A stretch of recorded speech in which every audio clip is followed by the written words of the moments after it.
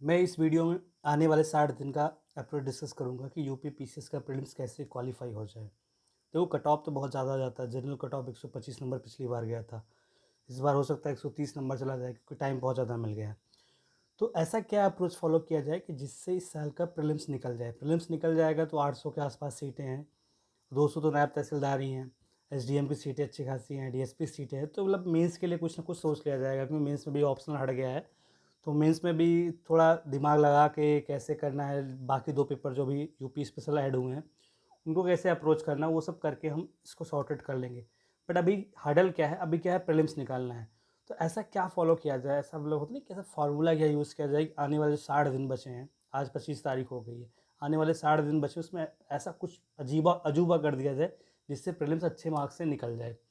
तो मैं उसके लिए क्या करूँगा और मैं क्या करता हूँ हर साल, वो मैं आपको बताता हूँ। देखो जैसे मैंने क्या किया है कि मैंने देखो आरओ के साथ में यूपी पीसीएस दोनों के साथ तैयारियाँ चल रही हैं।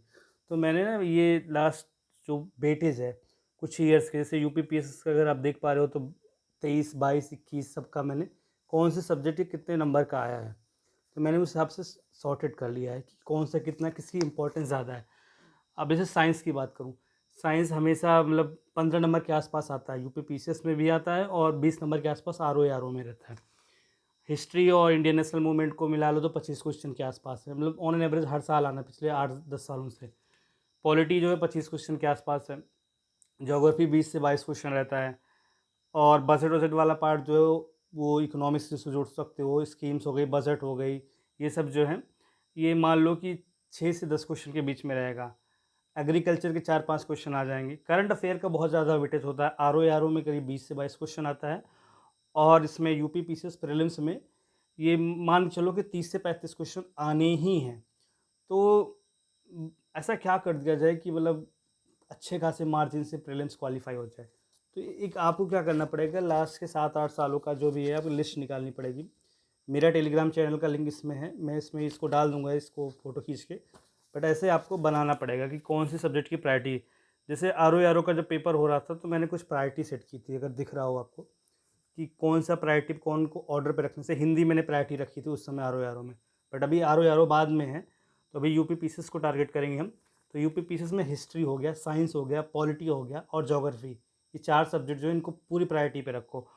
और जो इन्वायरमेंट इकोलॉजी वाला पार्ट है बहुत ईजी होता है, उसको घटना चक्र जो है उसको रट्टा मार लो। उसमें 17 क्वेश्चन आते हैं और 17 के 17 हो जाएंगे। ये चीज़ हो गई पहली चीज़, तो ये चीज़ आपको कर लेना है। उसके बाद क्या करना है आपको, जैसे मैंने क्या किया था कि एक 60 दिन की स्ट्रेटजी बनानी है। जैसे मैंने क्या किया था कि मैंने 75 दिन की बना रखी है, 75 डेज़ की क्या क्या मुझे करना है स्ट्रेटजी पूरी। आपको 60 दिन भी बचे, 60 दिन की बनानी पड़ेगी। प्लस क्या होता है कि 70 कुछ इंपॉर्टेंट टॉपिक है, 70 मोस्ट इंपॉर्टेंट टॉपिक्स हैं, उनको बहुत अच्छे से आपको करना है। मतलब 80% क्वेश्चन जो हैं उसी से आने हैं, 70 इंपॉर्टेंट टॉपिक्स जो हैं। ठीक है, तो ये चीज़ करना है आपको। ये देख लिया आपने, ये टॉपिक की लिस्ट है, इसको भी मैं डाल दूंगा ग्रुप पे, टेलीग्राम ग्रुप की। ये चीज़ें 70 टॉपिक्स हैं, ये चीज़ आपको करना। और एक चीज़ और करना है, जैसे मैंने क्या कर रखा है, मैं यूपी पीसीएस देखो, मैं क्या करता था कि कितने दिन बचे हैं ना, उस हिसाब से आपको क्रॉस करना है। मतलब अभी 60 दिन बचे हैं तो 60, 59, 58 ऐसे डेज़ का पूरा बना लो और उसको क्रॉस करते जाओ करते जाओ करते जाओ। तो एक रहेगा यार अभी 20 दिन बचे हैं, अभी 25 दिन बचे हैं, अभी 30 दिन बचे हैं, उस हिसाब से आपकी प्लानिंग होगी। और सब्जेक्ट को प्रायोरिटाइज़ करो। और जैसे मैंने बुक की एक बार फिर से बता देता हूँ, जो लोग नए हैं उनको बता देता हूँ कि क्या क्या आपको पढ़ना है। एक बार देखो, आपको स्पेक्ट्रम पढ़नी है अच्छे से मॉडर्न हिस्ट्री के लिए, हिंदी मीडियम वालों की हिंदी में भी आती है। पॉलिटी के लिए लक्ष्मीकांत आती है, उसको आप पढ़ना है, ठीक है, ये चीज़ पढ़ना है। आपको पीवाईक्यू का एक सेट ले लेना है, मेरे पास केबीसी नैनो का ये लेना है आपको। लूसेंट मस्ट है, इसको बहुत अच्छे से घोट के पी लेना है, हिंदी में भी आती है ब्लू कलर की, उसको लेना है। अब इंडियन पॉलिटी घटना चक्र आती है, इसको पढ़ना है, मतलब 3-4 बार पढ़ लेना है। साइंस की घटना चक्र आती है, इसको बहुत अच्छे से करना है। ज्योग्राफी की घटना चक्र आती है, इसको बहुत अच्छे से कर लेना है। और इंडियन हिस्ट्री की जो आती है, हिस्ट्री है, हाँ, इंडियन हिस्ट्री की घटना चक्र आती है, बहुत मोटी सी है, बट इसको कर लोगे तो बहुत सारे मतलब अच्छा क्लियर हो जाएगा। और ये बुक तो रट लेना है, इन्वायरमेंट की घटना चक्र आती है, लोग इसको खरीदते नहीं है, बट 17 क्वेश्चन करीब आएंगे इन्वायरमेंट से जो आपको रट लेने हैं। ठीक है, तो ये चीज़ें तो आपको कर लेना है बहुत अच्छे से। ये तो मस्ट है, मतलब करना है। उसके बाद कुछ चीज़ें ना आपको नोट डाउन करनी है, नोट्स भी बनाने हैं अच्छे से। जैसे मैं आपको दिखाता हूँ, मैंने पिछली वीडियो में बताया था कि मैंने हिस्ट्री के नोट बनाए थे। ये हिस्ट्री का नोट है, देखो हिस्ट्री। यहाँ पे ये लगभग 12 पेज का है। इसमें क्या है, तमिलनाडु बोर्ड की एंशिएंट मॉडर्न हिस्ट्री है जो मैं फॉलो करता हूँ। सॉरी, एंशिएंट और मेडिवल हिस्ट्री वो बहुत अच्छे से है। मॉडर्न हिस्ट्री बहुत अच्छे से इसमें है, स्पेक्ट्रम पूरा कॉपी कर रखा है मैंने। लूसेंट पूरे अच्छे से है। एनसीईआरटी वाला पार्ट पूरा, मतलब एनसीईआरटी, तमिलनाडु बोर्ड और स्पेक्ट्रम प्लस लूसेंट, ये चारों चीज़ें एक इसमें है। और जो नितिन सिंघानिया की आती है आर्ट एंड कल्चर, वो 2 पेज में बाद में मैंने ऐड कर रखा है।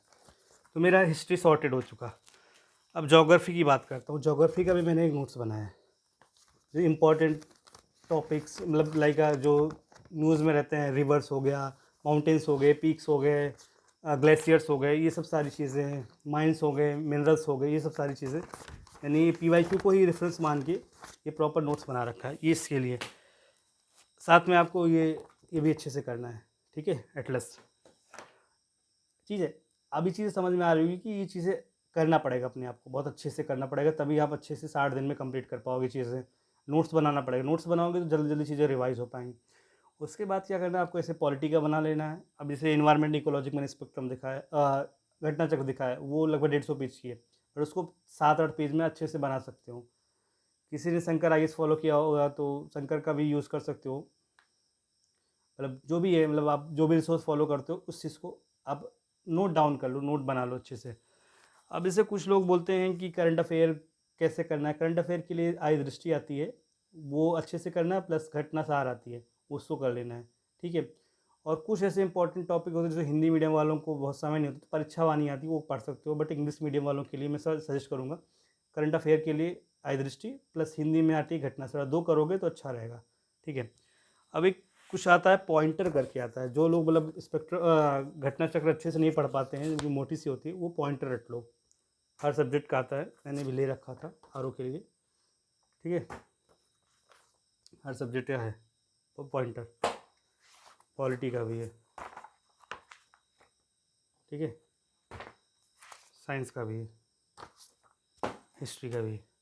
बस हो गया, इतने ही रिसोर्स फॉलो करनी है आपको।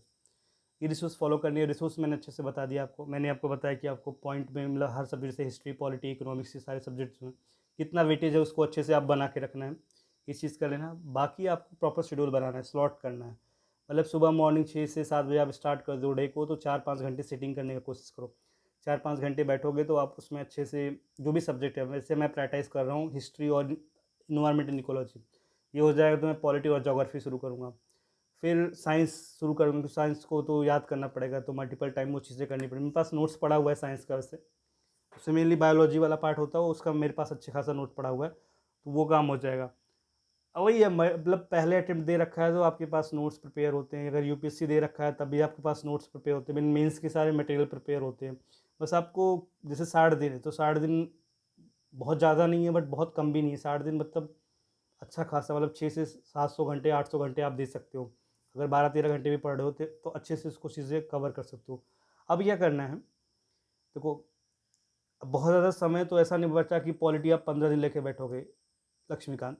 मुझे आशा करता हूँ आपने पढ़ रखा है, नहीं पढ़ रखा तो इंपॉर्टेंट चीज़ें से पॉलिटी में जो आर्टिकल्स हो गए, अमेंडमेंट्स हो गए, शेड्यूल हो गए, इन चीज़ों को अच्छे से कर लो। पार्ट्स हो गए कॉन्स्टिट्यूशन के। हिस्ट्री में जो बहुत डेटा होते हैं उनको अच्छे से कर लो। बाकी जो है घटना चक्र अब रटना शुरू कर दूँ। पॉलिटी, घटना चक्र, इन्वायरमेंट की, हिस्ट्री की, जो भी सब्जेक्ट है सबकी घटना चक्र खूब अच्छे से कर डालो, ठीक है। और घटना चक्र को मल्टीपल टाइम क्योंकि उसमें पीवाईक्यू हर पब्लिक सर्विस कमीशन, मतलब जितने भी एग्ज़ाम हुए हैं, यूपीएससी से लेके Bihar PCS, UK PCS, Jharkhand, सबके क्वेश्चंस हैं घटना चक्र में। तो आपको इधर उधर भागने की जरूरत नहीं है। घटना चक्र में सबसे अच्छी चीज़ क्या होती है, एक्सप्लेनेशन बहुत अच्छे से दिया होता है, तो आपका कॉन्सेप्ट भी बिल्डअप हो जाएगा। घटना चक्र के बाहर 70 से 80% क्वेश्चन जो हैं आ जाते, मतलब मान चलो कि 70 से 80 क्वेश्चन जो हैं घटना चक्र से आने हैं। 30 क्वेश्चन जो हैं आपके करंट अफेयर होते हैं, 30 से 35। बाकी जो 20-30 क्वेश्चन इधर उधर आएंगे उसके लिए आपने इंडियन हिस्ट्री पढ़ रखी है, पॉलिटी पढ़ रखी है, जो बेसिक रिसोर्सेज है उनसे रिकवर हो जाएगा। तो इस तरीके से आप ना 105 से 110 क्वेश्चन सही कर पाओगे। तो अभी ना करंट अफेयर पढ़ना स्टार्ट करो, स्कीम पढ़ना स्टार्ट करो, यूपी स्पेशल जो है उसको रेगुलर बेसिस पे पैरेलल रखो, बाकी सब्जेक्ट 2-2 सब्जेक्ट पढ़ो, उनको करते जाओ। और सी सेट में ज़्यादा कुछ आता नहीं है, सी सेट में हिंदी इंग्लिश हो जाएगी, जो 30 क्वेश्चन आते हैं, बाकी 70 क्वेश्चन बहुत ईजी होते हैं। सी सेट कोई बड़ा इशू नहीं है, बट ये है कि अब 60 दिन ना अच्छे से रिवाइज करना, अब रिवीजन मोड में मॉक वॉक देने की ज़रूरत नहीं है, यूपीएससी नहीं है यहाँ पे। जितना हो सके उतना रिवाइज करो चीज़ें, रट पाओ जितना उतना रटने की कोशिश करो, मॉक वॉक देने की जरूरत, उसमें टाइम वेस्ट होता है, ठीक है, क्योंकि मॉक वाले वो चीज़ डाल नहीं जो यूपी पीसीएस पूछेगा, मॉक वाले कोई नहीं, कोई अच्छा है ही नहीं, ध्येय वे सब बकवास है, कोई मतलब नहीं उनका, और दृष्टि भी तो एकदम बकवास है, कोई मतलब, तो यूपी पीसीएस लेवल पे कोई ढंग की कोचिंग है नहीं, पहली बात तो ढंग की कोचिंग नहीं तो ढंग का मॉक नहीं बनेगा, तो कोई मतलब नहीं उस चीज़ का, मॉक मत दो। इससे अच्छा है कि 4-5 साल के जो पीवाईक्यू उनको कई बार रगड़ डालो, तो खुद ही समझ में आ जाएगा क्या ट्रिक लग रही है, एलिमिनेशन खुद ही डेवलप हो जाएगा। ये चीज़ें बेसिक चीज़ें मैंने बता दी, बाकी अगला वीडियो बनाऊंगा, इस वीडियो पे अच्छा रिस्पांस करो, बाकी कोई डाउट हो तो टेलीग्राम ग्रुप में पूछ सकते हो, टेलीग्राम ग्रुप का लिंक है, और इधर कमेंट सेक्शन में पूछ सकते हो। आई होप वीडियो पसंद आया होगा। Thank you.